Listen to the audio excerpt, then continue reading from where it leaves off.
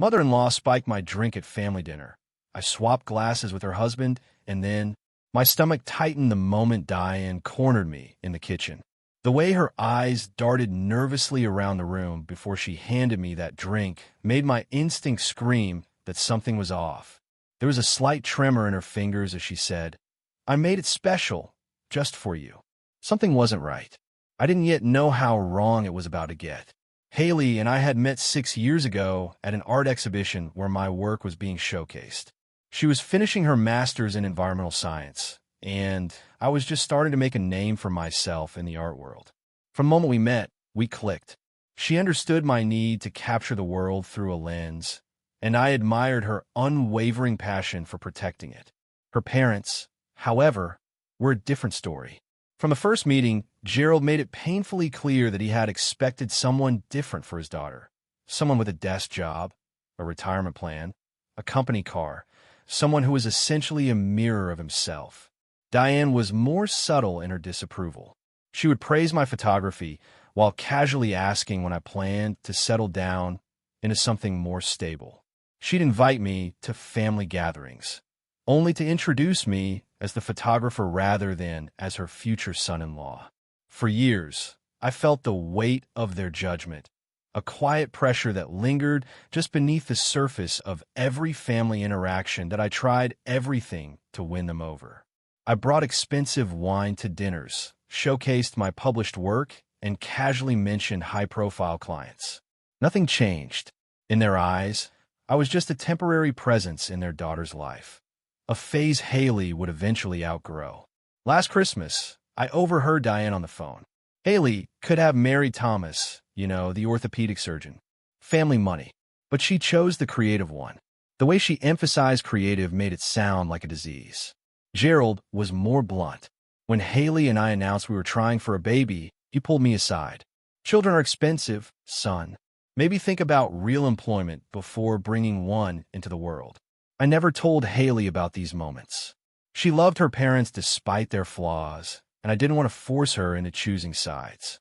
So I smiled, shook Gerald's hand firmly at every visit, complimented Diane's cooking, and kept my thoughts to myself.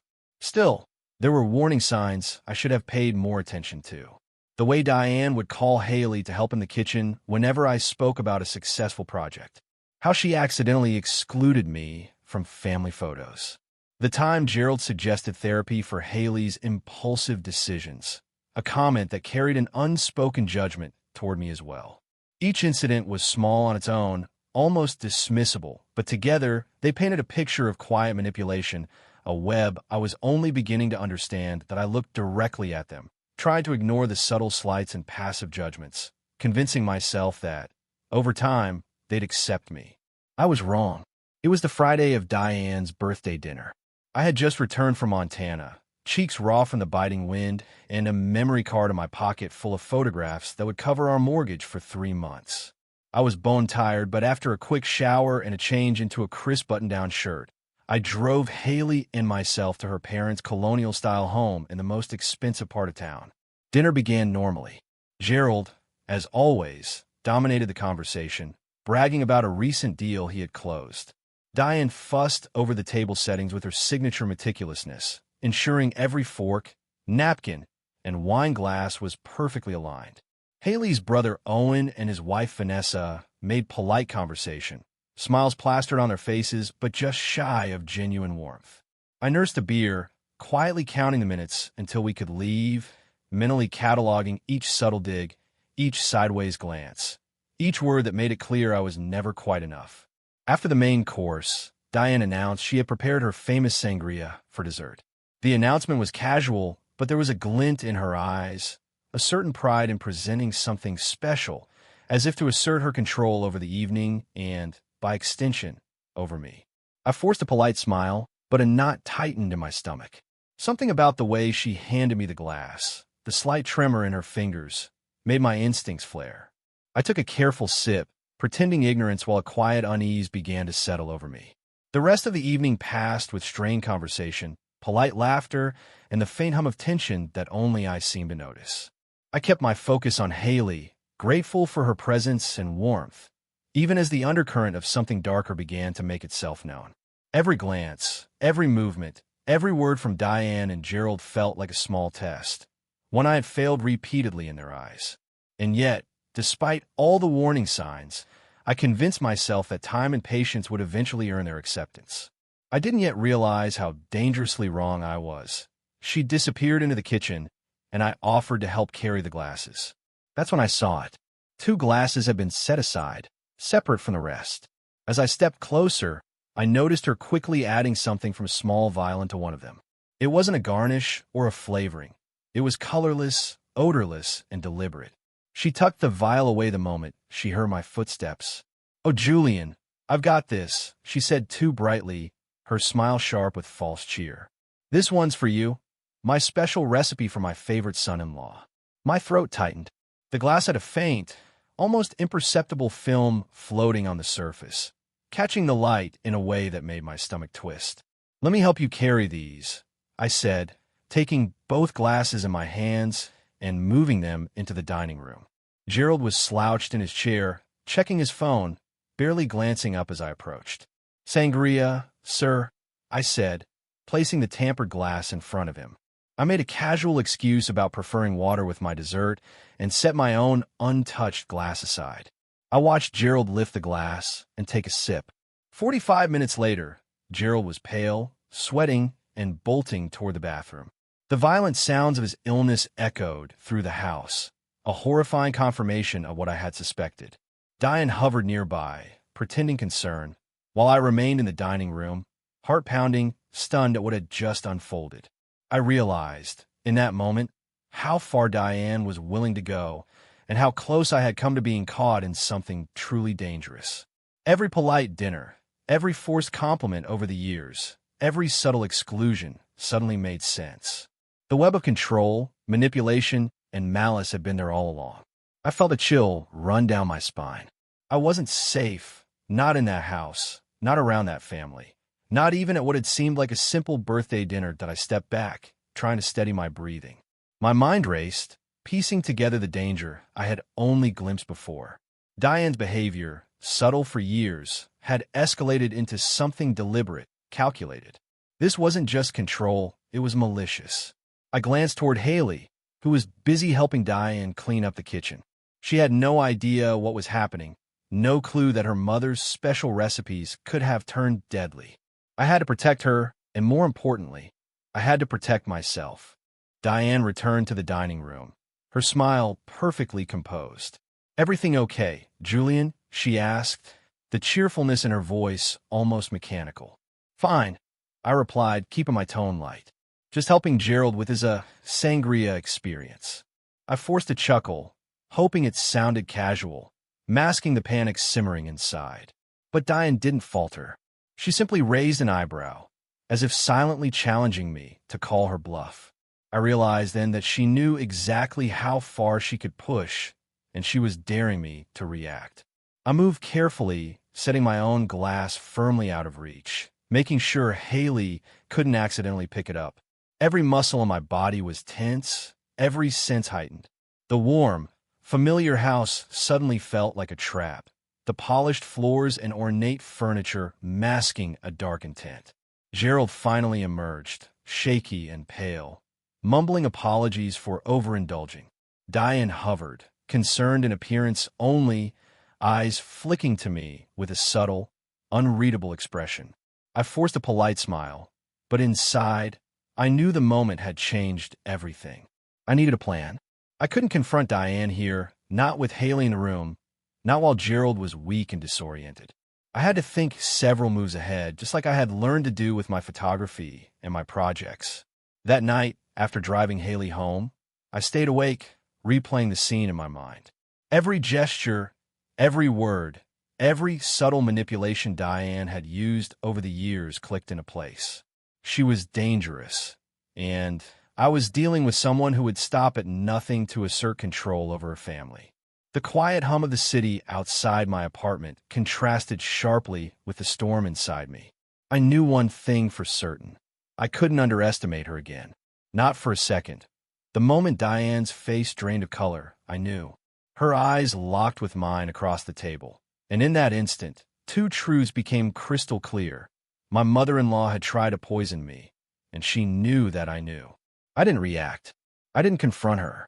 I simply continued eating my chocolate cake, masking my shock and fury, while Haley rushed to check on her father. Gerald, pale and sweating, insisted it must have been food poisoning. Diane stammered about bad shellfish and offered forced apologies. In the chaos, I quietly pocketed the untouched glass that had been intended for me. Something inside me had shifted. The anger I felt wasn't hot or explosive. It was cold, precise, and deliberate. I realized I wasn't going to let this go, but I wouldn't fight their way either. I would make them face the truth about exactly who they were. On Monday, I brought the glass to Jason, a former client who ran a toxicology lab. He had handled everything from personal to professional inquiries and was meticulous in his work. When he asked what I needed, I kept it simple. "It's a family matter," I said. 3 days later, Jason called. "Julian, there were benzodiazepines in that drink. Nothing lethal, but enough to knock someone out for hours, or potentially cause memory loss." "Where did you get this?" he asked. I thanked him and requested a written report, choosing not to answer his question. That night, I told Haley I wanted to skip Sunday dinner for a while, claiming I needed to focus on an upcoming exhibition. She was disappointed, but understanding. I didn't tell her about the test results. Not yet. I needed more information first. Over the next 2 weeks, I began digging. Diane had prescriptions for Xanax from 3 different doctors, and she had been doubling and tripling her doses for years. I uncovered rumors around town. Strange behavior at a neighbor's party, whispered accusations of stolen jewelry at her country club, stories her family had desperately tried to bury. I compiled everything meticulously, documents, witness accounts, pharmacy records, even old articles from social circles, and waited for my moment. And then, finally, it came.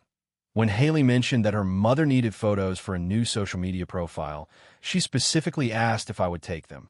Haley looked surprised at the request, but I agreed. The following Saturday, I arrived at their house alone. Camera bag slung over one shoulder, a sealed envelope clutched in my other hand. Diane was waiting, immaculately dressed, makeup flawless, radiating the kind of controlled elegance she always carried. Gerald was at the office. Before we began, I spoke quietly, lowering my voice so only she could hear. "I thought you might want to see this." I handed her the envelope. Inside was the toxicology report, along with printouts of her multiple prescriptions, meticulously compiled. Her hands trembled as she read. "This is absurd," she whispered, her voice tight. "I would never." We both knew what had happened. I cut her off. "Well, I don't understand," I said, my tone calm, deliberate is why. Her face hardened. "You're not good enough for my daughter. You never will be. A man should provide security, not pictures. And drugging your daughter's husband, that provides security." I kept my voice steady, letting the words land. "It wasn't going to hurt you," she snapped back. "It was just to make you sick, to make you miss that ridiculous gallery opening you've been talking about for months. To show Haley that you're unreliable." I let that sink in, letting the weight of her confession hang in the air. This was who she truly was, exposed for the first time. "Here's what happens next," I said, finally breaking the silence. "You're going to tell Gerald what you did. Then, you're both going to start treating me with respect. Not because you've suddenly changed your minds about me, but because the alternative is far worse." Her eyes flickered with panic, a flicker of the control she had wielded for years slipping through her perfect composure. For the first time, I held the power in this family dynamic. It wasn't about revenge in the impulsive sense. It was about making them face the truth of who they were and making sure I would never be at their mercy again. Diane didn't respond immediately. She was calculating, weighing options, realizing that for the first time, her carefully constructed world was no longer hers to control. And I knew, in that moment, that everything had shifted. The balance of power, the unspoken rules of their household, even Haley's perception of her mother. All of it was about to change. Was Haley about to finally see her parents for who they really were? Diane laughed, but the sound was hollow, brittle. "She'll never believe you over us," she sneered. I picked up my camera bag. "Maybe not," I said calmly, but she will believe the lab report, the prescription records, and the neighbors you've alienated. Are you really willing to bet your relationship with your daughter on that? I left without taking a single photo that night. Diane, furious and desperate, called Haley in tears, claiming I behaved inappropriately during our session, insisting I'd been hostile and threatening. When Haley confronted me the next day, I couldn't hide the truth any longer. I showed her everything, the lab report, the prescription records, even the text messages from her mother that had grown increasingly hostile over the years.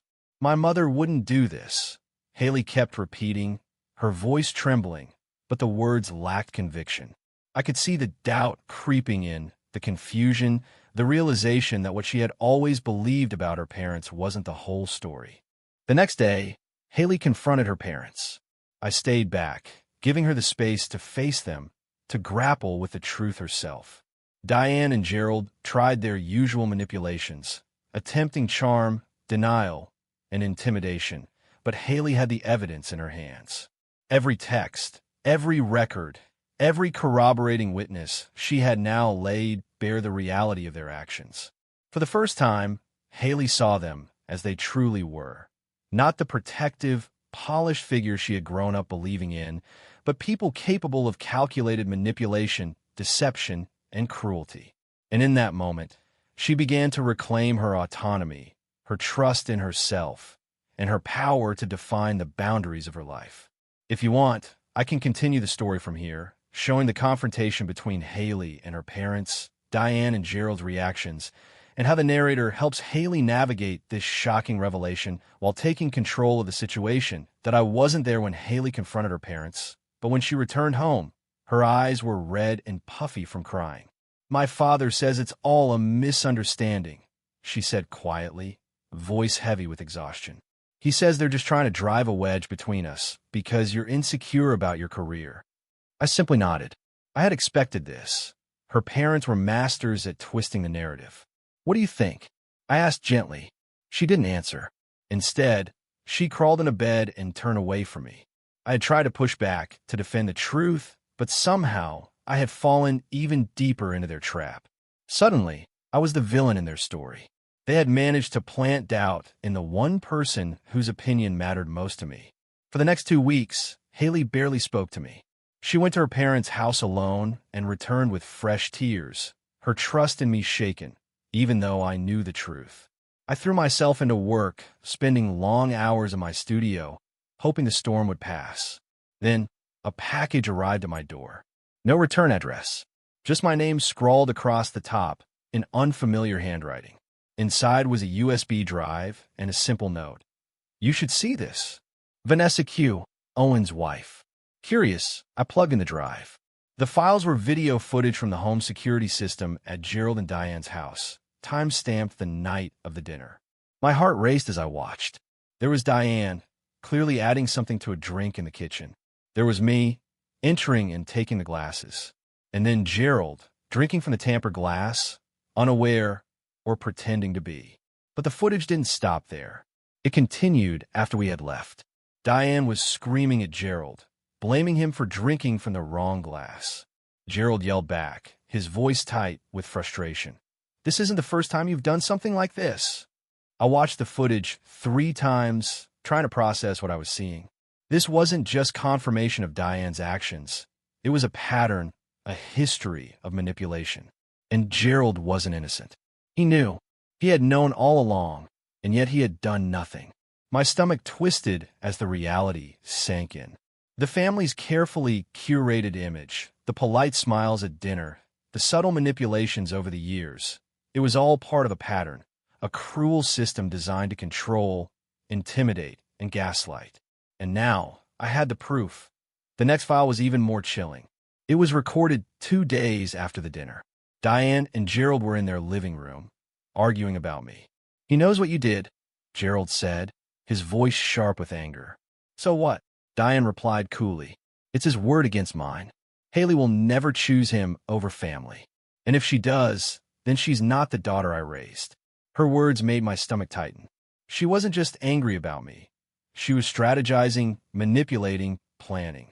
Don't worry, Diane continued, her tone icy and calculated. I've already started talking to her about their marriage problems, planting seeds.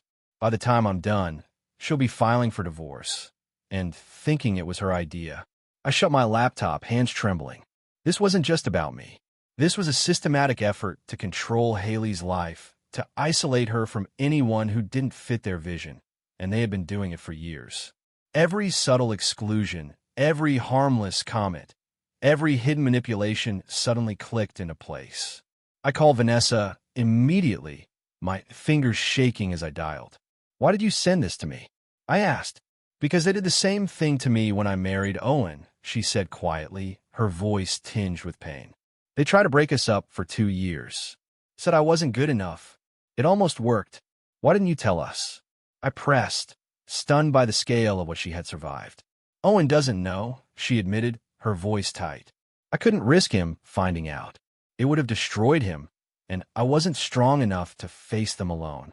I exhaled slowly, the weight of it settling over me. This wasn't just a family drama.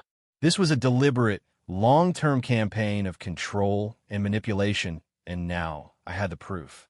Haley deserved to know, and together, we could finally put an end to it. Gerald's arrogance was impossible to ignore. "This is the first time we've dealt with someone like you. People who want to take advantage of our family." He laughed, a smug, superior tone in his voice. "Haley will come home where she belongs. She always does." He leaned back in his chair, smirking, and added, "Ask her about Thomas. Ask her about the fiancé before you." The words sent a chill down my spine. I felt the weight of his certainty pressing on me. I remembered Haley's previous engagement. Thomas, a kind and capable doctor, had seemed perfect for her. But Gerald and Diane had never approved. "His background wasn't good enough for her," Gerald continued, his grin self-satisfied. "It took us 6 months to convince her he was wrong for her. She broke it off and came home crying to Daddy. History repeats itself, son." The depth of their control and manipulation became horrifyingly clear. On the drive home, I couldn't stop thinking about their words. I needed to understand the full pattern of their behavior. I called Haley's college roommate, Bethany, who had been close to her during that previous engagement. Her voice was heavy with disbelief as she explained, "Oh, God, that was awful. Thomas was perfect for her, but her parents, they convinced her he was cheating. They even planted evidence. He tried to tell her the truth, but by then she didn't trust him anymore." Hearing this, everything clicked into place. This wasn't just about me, or about one relationship they disapproved of. This was about complete control, a suffocating pattern of manipulation designed to isolate Haley and make her dependent on her parents' version of reality. They had done it before, and they had perfected their tactics over time. I didn't confront Haley right away. I knew I had to be careful, deliberate. Instead, I started collecting every piece of evidence I could find: emails, text messages, documents, anything that could prove their manipulation. Every detail mattered. This wasn't about revenge. It was about helping Haley see the truth for herself, reclaiming her autonomy, and ensuring that her parents' manipulative cycle could no longer continue. I reached out to Thomas first. At first, he was hesitant to talk, unsure why I was contacting him after all these years. But once I explained the situation, he opened up and sent me old emails between him and Haley, messages that clearly showed how her parents had systematically undermined their relationship. Reading through them, the picture became undeniable. Gerald and Diane had not just disapproved. They had actively interfered, planting doubts, creating false scenarios, and isolating Haley from anyone who might encourage her independence. I didn't stop with Thomas. I contacted other ex-boyfriends and old friends of Haley's, people who had mysteriously drifted away over time. One by one, a pattern emerged. Anyone who supported Haley's autonomy was gradually pushed out of her life, often in subtle, insidious ways. The scale of her parents' manipulation was staggering. Vanessa gave me even more confirmation. She provided additional security footage showing Diane and Gerald discussing their plans for Haley and me after they thought we might separate. In one clip, Gerald said, "Once they divorce, we'll convince her to move back home. She can run the foundation, meet suitable men." His words were calm, almost casual, but the intent was unmistakable. This was deliberate control, calculated over years. I compiled everything onto a single drive, organizing it meticulously. Then, without telling Haley, I invited Owen and Vanessa over for dinner. As dessert was being served, I connected my laptop to the TV. "There's something you both need to see," I said quietly, my voice steady.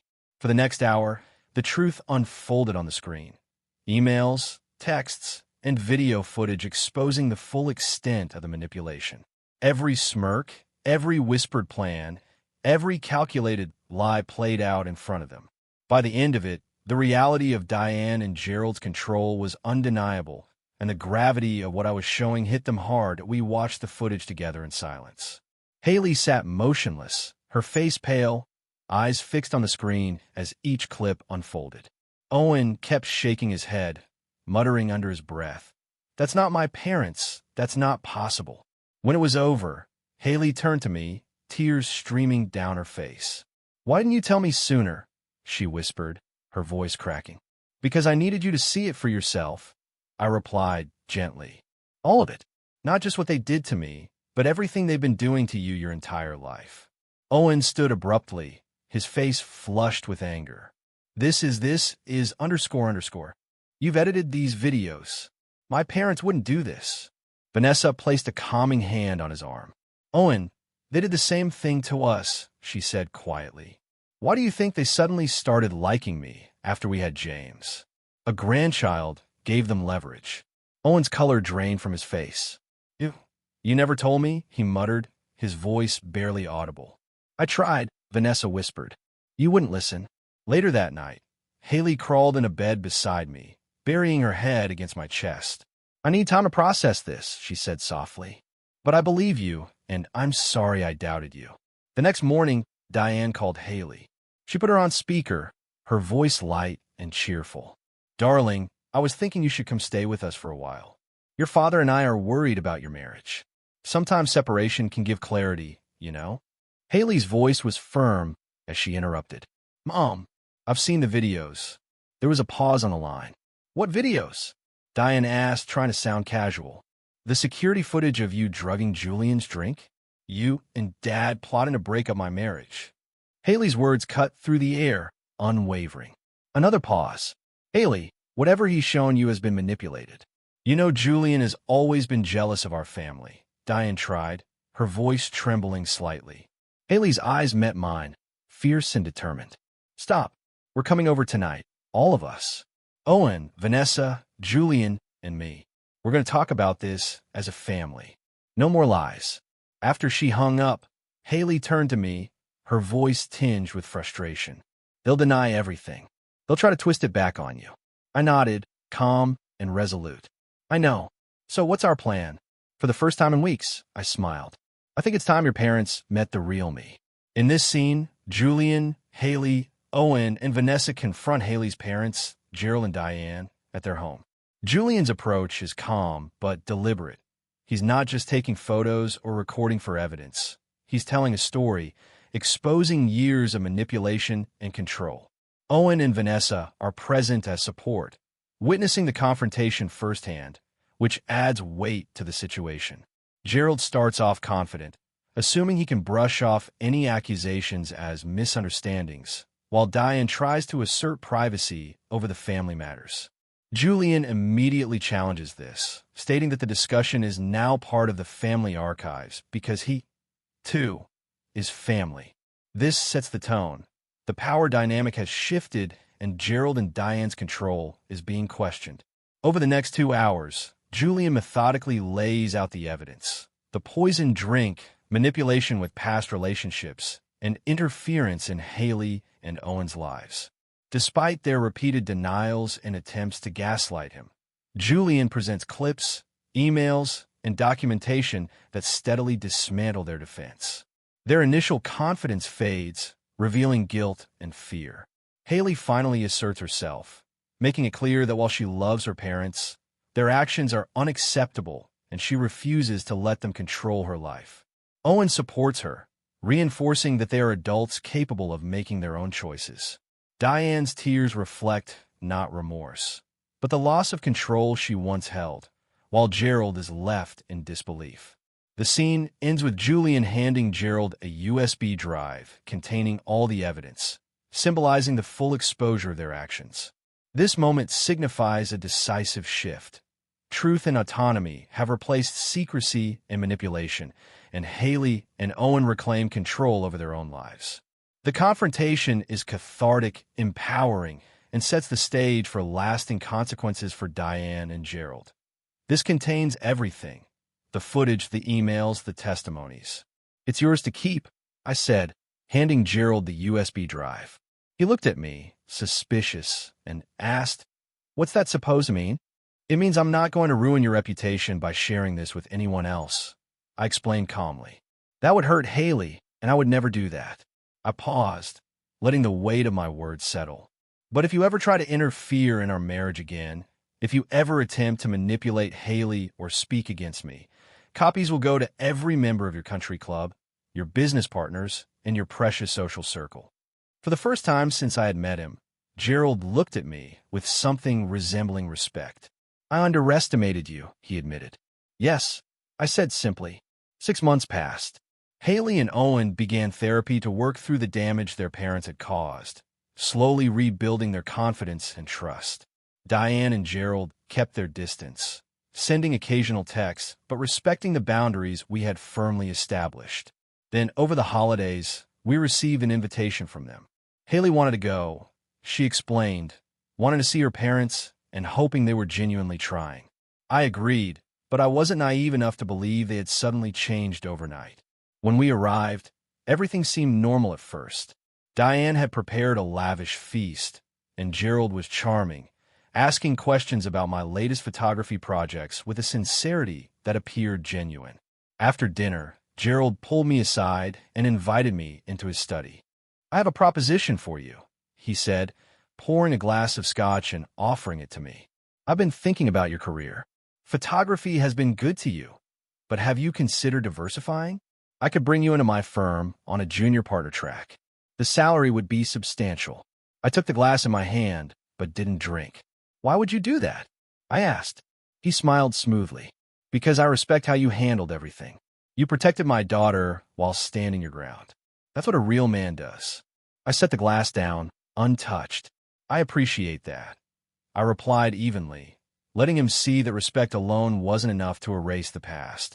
But it was a step toward a more cautious truce that I refused the offer. But Gerald's smile tightened. "Julian, be reasonable," he said, his voice smooth but firm. "This is an olive branch, a way for us to move forward." "No," I repeated, my tone resolute. "It's another attempt to control. You can't buy me, Gerald. And you can't stand the fact that Haley loves me exactly as I am." His facade dropped, and his voice hissed. "Everyone has a price." I stood up, feeling the fire of conviction surge through me. "That's where you're wrong," I said steadily. "And that's why you'll never understand your daughter." With that, I walked back to the dining room where Diane was flipping through old photo albums with Haley. "Look at these," Diane said brightly, showing pictures from Haley's childhood. "You were so happy when you lived at home." Haley caught my eye across the room, and I gave a slight nod. She understood immediately that something significant had happened. Rising from her chair, she faced her parents with a newfound determination. "Mom, Dad," she announced, her voice clear and steady, commanding attention. "I have something to tell you. Julian and we're having a baby. I'm 3 months pregnant." The shock on their faces was genuine. Diane recovered first, rushing forward to embrace her daughter, tears shining in her eyes. Gerald approached more slowly, glancing between Haley and me, his congratulations stiff but measured. "Thank you," I replied when he spoke, then leaned in slightly, lowering my voice so that only he could hear. "This child will never be a pawn in your games. I promise you that." His expression hardened at first, but then he nodded once, a silent acknowledgement that he understood the warning. As we drove home that night, Haley squeezed my hand gently. "They'll never change, will they?" she asked softly. "No," I admitted honestly, "but they'll have to accept that we do." 3 weeks later, a certified letter arrived from Gerald's attorney. Inside was a deed to a house, our house. It was a gesture that spoke louder than words, a tentative step toward acknowledgement, a recognition of our family and the life we were building together on our own terms we had been renting for years. And the certified letter included not only the deed to our home, but also legal documents establishing a trust fund for our unborn child. There was no note, no conditions, no strings attached, just a clean, irrevocable transfer of assets. It wasn't an apology. Gerald wasn't capable of that. But it was an acknowledgement, the only one he could give, that we had one. Our daughter was born in the summer, and we named her Eliza after my grandmother. When Diane and Gerald came to the hospital, they brought gifts but kept a respectful distance. They cooed over the baby, took a few photos, and left without offering unsolicited parenting advice or lectures about finances. Months passed, and our relationship with them settled into something that resembled normalcy. They never apologized for what they had done, but they stopped trying to control Haley's life or undermine my career. It wasn't perfect, but it was peaceful. And for the first time, our family could breathe. One evening, as I was editing photos in my studio, Haley came in carrying Eliza. "My mother called," she said. "She wants us to come for Christmas." I looked up from my computer. "What do you want to do?" "I think we should go," she replied, though she added conditions. "We stay at a hotel, not their house. We leave when we want, and there's no unsupervised time with Eliza." I nodded. "Sounds reasonable." She sat down beside me, gently bouncing our daughter. "You know," she said softly, "I used to think success meant making my parents happy, getting their approval, meeting their expectations." She looked down at Eliza, then back at me, a small, knowing smile on her face. Now, I realize it means something completely different. I knew now that success wasn't about meeting someone else's expectations or winning approval. It was about making choices I could be proud of and standing by the people I loved. 2 weeks before Christmas, a large envelope arrived from Gerald. Inside was a glossy brochure for his company's annual report. To my surprise, my photographs were featured throughout: sweeping landscapes, intimate portraits, and architectural shots. The work I had created on my own terms, free from his interference. Tucked inside was a brief note: "Hired the best photographer I know. Thought you'd want a copy." It wasn't an act of forgiveness or reconciliation. It wasn't even a gesture of gratitude. It was something quieter, stronger, respect perhaps. An acknowledgement that I had succeeded on my own terms, not because of him or his influence. I didn't call to thank him. There was no need. We both understood that this wasn't about appreciation. It was about recognizing the new boundaries, the new reality we had created. That spring, I took the next step in my life and career. I opened my own gallery in downtown Nashville. The grand opening was a culmination of years of hard work, dedication, and the quiet defiance that had brought me this far. Haley stood beside me, her hand in mine, beaming with pride. Eliza giggled in her stroller as friends, family, and supporters wandered through the gallery, marveling at the photographs displayed on the walls. For the first time, I felt the true weight of accomplishment, not because someone else had approved of it, but because I had built it from scratch, guided by my own vision, my own choices, and the people who mattered most. It was more than a gallery opening. It was a statement, a life reclaimed, a family strengthened, and the knowledge that at last we were free to define our own story. Me, Eliza on my hip, my parents flown in from Oregon, and friends and clients filling the gallery, admiring the images I had captured over the years. It was a night of quiet triumph. Gerald and Diane arrived toward the end of the evening. They didn't stay long. Diane held Eliza briefly, Haley watching every move, protective but calm. Gerald shook my hand, nodded at the photographs with genuine approval, and left without offering a single suggestion about how I should run my business. As we locked up that night, Haley asked softly, "Do you think they've changed?" I considered her question carefully. "No," I said finally, "but they've accepted that they can't change us. And sometimes that's enough." Later, sitting on our porch and watching the stars emerge over the mountains, Eliza asleep in her crib upstairs, I realized something I hadn't fully articulated before. I hadn't won by playing Gerald and Diane's game. I had won by refusing to play at all. I had stood my ground, protected what mattered, and built my life according to my own definition of success. Not with schemes or manipulation, but with honesty, persistence, and the quiet confidence that comes from knowing your own worth. In the end, that was the most satisfying revenge of all, living well on my own terms with the family I love by my side. And as I watched Haley smile at me across the porch, I knew that the life we had built together was untouchable, resilient, and ours, completely ours.